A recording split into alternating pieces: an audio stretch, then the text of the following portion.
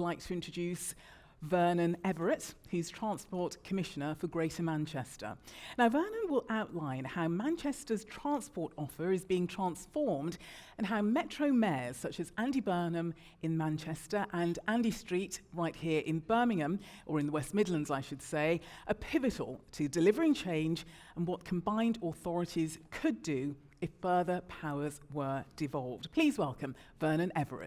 My name's Vernon Everitt. I'm the Transport Commissioner for Greater Manchester, also spent 15 years working at Transport for London. And I've got a whistle-stop tour for you of all of the developments that are going on in Greater Manchester as part of one of the Trailblazer organisations. Thank you. As part of one of the Trailblazer organisations, as mentioned with West Midlands as well, to absolutely transform what it is like to live, work, and move around one of our biggest city regions.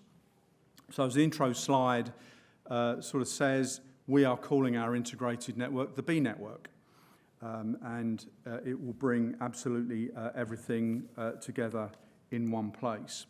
So a fully integrated transport network for the nearly 3 million people who live in the Greater Manchester region. There are 10 districts of Greater Manchester. It's one of the fastest growing regions of the country. Certain of the districts were the fastest actually according to the last census in terms of their growth. So it really is something for the people of the region and of the hundreds of thousands of businesses that call Greater Manchester their home.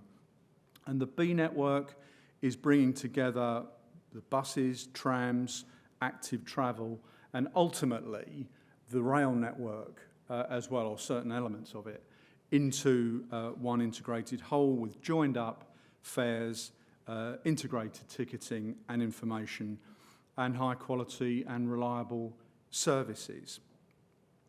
And it will. And again, it picks up a little bit on the last panel. The thing about all of this is it's not for the sake of creating a nice, neat network. This is actually about the delivery of more jobs, more homes, businesses, and greater inclusion across Greater Manchester. Nearly a third of households in Greater Manchester don't own a car, and therefore to have access to jobs or education opportunities, you just need to be able to move around sensibly at an affordable price. So a lot of this is just, core stuff to enable people to make the most of their lives. Most people who travel around Greater Manchester do so by car, either as a driver or as a passenger in a vehicle. And we believe that there is a huge market of people to go after in respect of unnecessary car journeys. So it says 60-40 here, it's actually higher. It's nearer 70% of the journeys are actually made by car. And our ambition is to move that pretty rapidly to 50-50, which implies moving more than 1 million journeys a day into public transport and active travel and out of car travel, simply by offering people a simpler, more joined up experience. And as I mentioned, it's also to enable the city and the city region to grow in a sustainable manner. It is growing rapidly. There are loads of you that knows Greater Manchester. You go around there are cranes everywhere. And that growth needs to be accommodated in a sustainable way. And there's money to do this stuff. As ever, it's not enough money, but government have given Greater Manchester over £1 billion in capital grant to introduce things like new walking and cycling facilities and bus lanes and the sort of infrastructure that you need to guarantee journey times. And we have also benefited from bus service improvement planning money and all the rest of it, for which we are very grateful. We also believe, though, that we can get patronage up by offering a more reliable, cheaper, more accessible set of services to drive up the revenue line, as well as bear down on costs. And our approach is hopefully one which is human. We want to offer personality in what it is that we do. And what we really mean there is we just want to deliver stuff that people want on the ground, which is, again, going to make their lives more straightforward. We've got a clear purpose as the combined authority and as Transport for Greater Manchester to improve lives by connecting people, places and opportunities, and it's every journey, every day. And all of this is about making sure that we don't forget that it's not just the boxes that people travel around in that are important. It's actually delivering a human experience for everybody that uses public transport. Bet you can't guess what colour we're going to paint everything. This is what the livery looks like, and in fact the first buses, the top left picture, the first buses are actually hitting the roads now as a prelude to buses being brought back under the control of the Mayor and the combined authority starting in September. But you can see that, and it's called the B Network. For those of you that don't know, the B Network emanates from the Industrial Revolution, when it was the busy bees of Manchester and the region. So if you walk around Manchester, you look at all of the signage around Greater Manchester, you'll see the emblem of the bee everywhere in the fabric of the buildings and so on. And it's all building out from that. So everything will have a common livery, and it's not just about a common livery. If you see one of those buses, you can be guaranteed of a high-level experience with audio-visual, 2 wheelchair bays for wheelchair users, audio-visual, all that sort of stuff that we should all take for granted, and actually which isn't there at the moment. So all of this will start to come together. On bus franchising, and I'll talk about the way in which that's being rolled out in a second, Greater Manchester will be the first region outside London to take back public control, if you like, of buses. And it's not really taking back, it is taking back control of buses in the sense of its planning, because the great benefit of doing that is that the combined authority will be able to take that system-wide overview of the bus network and actually integrate that with Metrolink, which is the biggest tram network in the UK, and then ultimately, as I mentioned, rail, and plan it as a whole. At the moment, it is not planned as a whole. But we'll be working in very close partnership with our bus operator colleagues to make sure all of this works well together. So the Bus Services Act gave the powers to Greater Manchester to do this stuff, and we'll be the first people to do it. So let me just talk a little bit more about franchising. So there's Greater Manchester, and bus franchising will be rolled out in 3 tranches. It will complete by January 2025, but the first tranche, which is Wigan, Bolton and parts of Salford and Bury, will be on the streets and in operation from this September. And again, it will be a very high quality experience. There's a whole bunch of new buses that have been ordered that will start operating on those routes from September.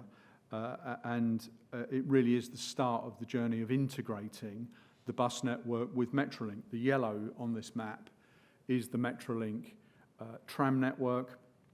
And as you can see, when the Metrolink system doesn't reach too far into the northwest of Greater Manchester, but as we move around the clock face, you'll see how we can really start to integrate the planning of the trams alongside all of the buses. The buses will be zero emission, not all of them at first. We're nearly there on all of the buses in Greater Manchester being Euro 6, and we will progressively introduce hundreds of zero emission buses. There'll be about 2,000 buses in total as part of the B network. That's about 1,600 or so is the peak vehicle requirement for the bus service in Greater Manchester, and with spares it's about 2,000. And we're moving very, very rapidly to have all of those as zero emission, and they start to be rolled out from September 23 as well. We've intervened, even before bus franchising, we've intervened to cut bus fares. Those of you in London are used to having a bus fare which is £1.75, and that you can use multiple buses within an hour for that £1.75. Until last September, a single bus journey in Manchester was typically £4. And it's an extraordinary difference. So we've intervened in the fares market, reduced the single fare in Greater Manchester for adults for £2, £5 all day. That, we believe, has put on about 5% new patronage, and we're seeing demand continuing to grow well into the 90s for the bus network, between 85 and 90% for Metrolink. And during the week, Tuesdays to Thursdays, Metrolink is well above pre-COVID levels in the peak. And the leisure market has really come back very strongly as well. So we're seeing that growth as well, driven in part by more reliable services, more accessible fares, and all with a view to reducing carbon emissions. As we progress, so by March 2024, the bus network Rochdale, Oldham and Bury will also be integrated, and then, as I mentioned, by January 2025, the whole bus network will be integrated. And we're working on, at the moment, on what the fares, the integrated fares will look like. You'll be able to just tap and go and be indifferent to the mode of transport you use, and we're hoping to integrate the cycle hire scheme into all of that in short order as well. On Metrolink, incidentally, we're also going through the business cases again to look at the priority for the extension of Metrolink. It started out as a core tram network, and there have been several extensions added to it over the years. And we believe there to be really good cases for extending that further, as well as looking at other light rail extensions in the region. And the final map just layers on top of that the commuter rail network in Greater Manchester. Now, a couple of weeks ago, or a month or so ago, the government and Greater Manchester jointly published the new Trailblazer deal as part of the latest phase of devolution to Greater Manchester. Similar deal done here in the West Midlands with Andy Street and his team. And what that included was the green light to integrate in Greater Manchester some of the core commuter rail routes into the B network by 2030. And we'll be starting to pilot integrated fares and ticketing long before that moment as well. So that's a very, very big deal, and that would mean that about 1 in 5 of the commuter services into central Manchester would form part of that integrated B network, and hopefully all of the commuter journeys into Greater Manchester will be part of the integrated fares and ticketing system, a bit like in London, where TfL actually operates London Overground, but it doesn't operate a lot of the heavy rail that comes in to central London. But all of the fares and ticketing is completely joined up, whether it's TfL running it or a train operating company. So we will get there as well. So just to round off, in terms of some of the core issues that are involved in bringing all of that lot together, and if you the thread that runs through all of this, of course, is funding and financing. And we have been helped by government. We've raised lots of money locally as well in Greater Manchester to fund these plans. And we will continue to need some government support to help bring them through to fruition. And we've had some very constructive discussions with government on that. And as the Trailblazer deal demonstrates, there is huge support actually within government for what's happening in GM. So we also realise, however, that it's our obligation to drive the revenues up and to make sure that we keep a tight rein on cost. But if we work across top line first from the top left, I've already mentioned bus franchising. That will all be done and dusted by January 2025, and I believe it will be utterly transformational for the region. The next picture along demonstrates congestion.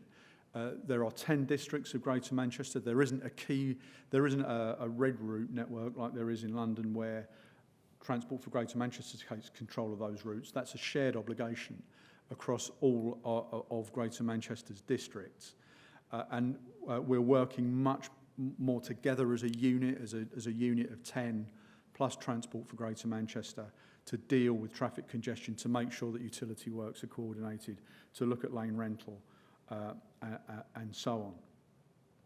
The picture, one across of the bridge, really depicts what we're trying to do from an infrastructure perspective and a rail services perspective. So I've already mentioned service levels and ticketing and pilots, and those of you that know Greater Manchester have known that we've struggled actually with some of the services delivered to us by TransPennine Express and others.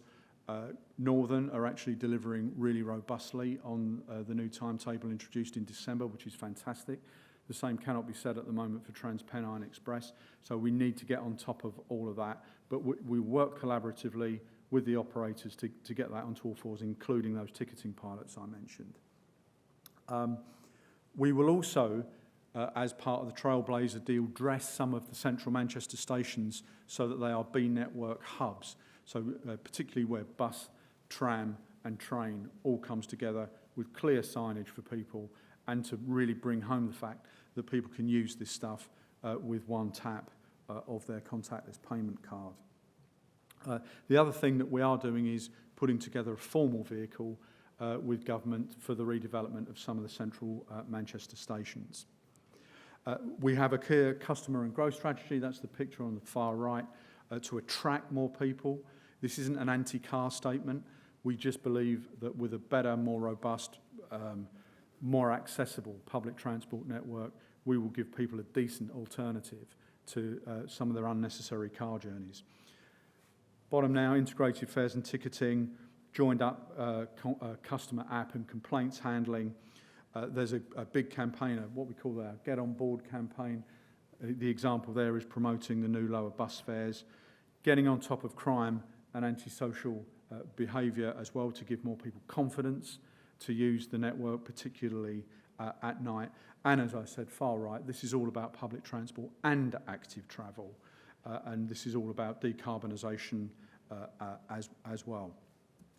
So it's a really, really exciting time in Greater Manchester.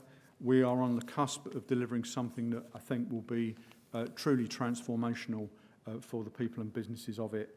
And hopefully you'll come and use it yourself, and you can start doing that from September this year. Thank you. Subsidise buses by hundreds of millions of pounds in years to come?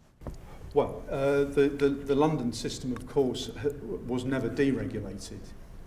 It always remained within the control of the authorities in London, and actually the bus network in London does have an enormous subsidy. Before COVID, that was always just sort of mopped up in the round with the revenue that was got in through the London Underground and the non-bus services. But the truth of it is that bus service, if you're going to have a comprehensive bus network and you're going to serve all parts of the community, it is going to require some form of subsidy. The art is to drive that down to the minimum level possible by making it more attractive to get more patronage. Now, remember in the early days of London, when the mayoralty was created in London in 2000, the first thing Ken did was cut the bus fares and increased frequencies. And ridership went up, and it didn't anywhere else in the country.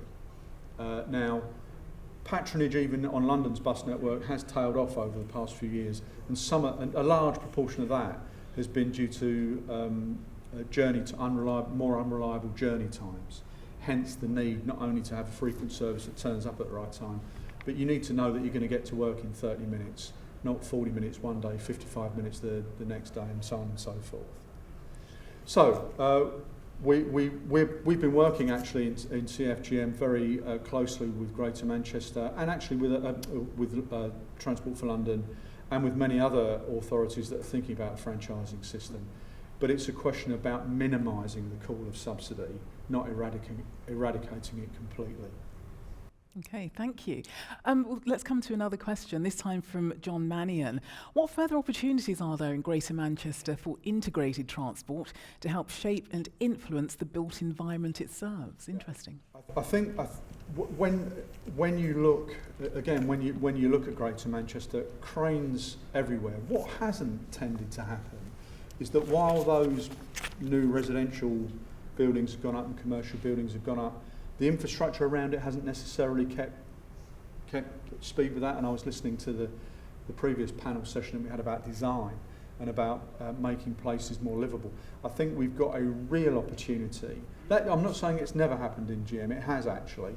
Only yesterday I took a walk on the Castlefield Viaduct, which is a great space around the Pomona area of Greater Manchester and around the Science Museum there.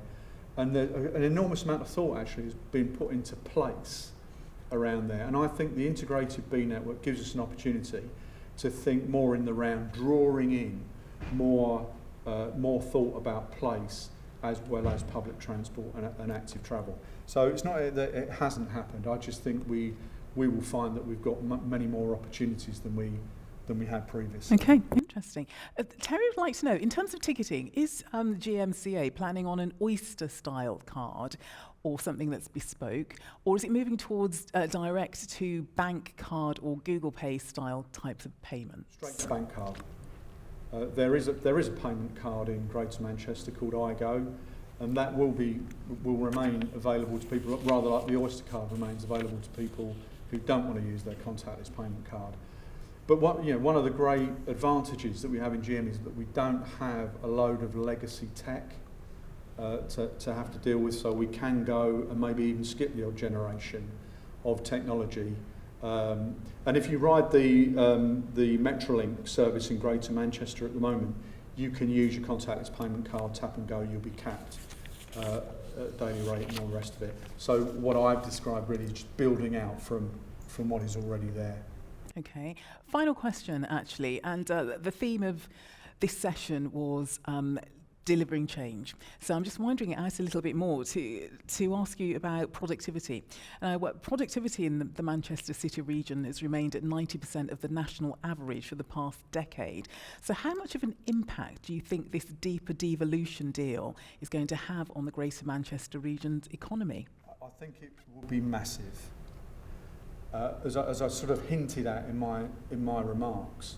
Now, one of the ways in which you get productivity is, well, skills generation. So this isn't just about transport. When you look at the Trailblazer deal, one of the biggest bits of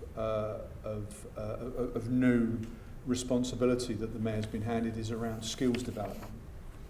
And if Andy Burnham was sitting here now, he'd say number one priority now is to make sure that the university system and also the non-university system, apprenticeships and many other forms of study, are actually producing people who can help drive businesses and help provide industry with the skills that they need. Now, the transport contribution to that is getting people there. And up until now, that there has, I think, if you lived in Oldham and there was a job at Manchester Airport, if it was going to cost you £8 and take you an hour and 3/4 to get there by a bus, you probably wouldn't go for it. But now you will, and actually you might use you might, with the integrated fares and ticketing, you might also use the tram to get yourself there when you wouldn't have done previously. So just simplifying the pricing, making it fair and all that, I think will get people moving around more. And with the new Trailblazer responsibilities around the development, particularly of technical skills, there'll be a ready-made workforce in the GM region to help drive business. Absolutely, also in the West Midlands region as well. Yep. So it's really a very exciting time. So I'm sure we're all going to be looking forward to seeing what difference these Trailblazer deals will actually make.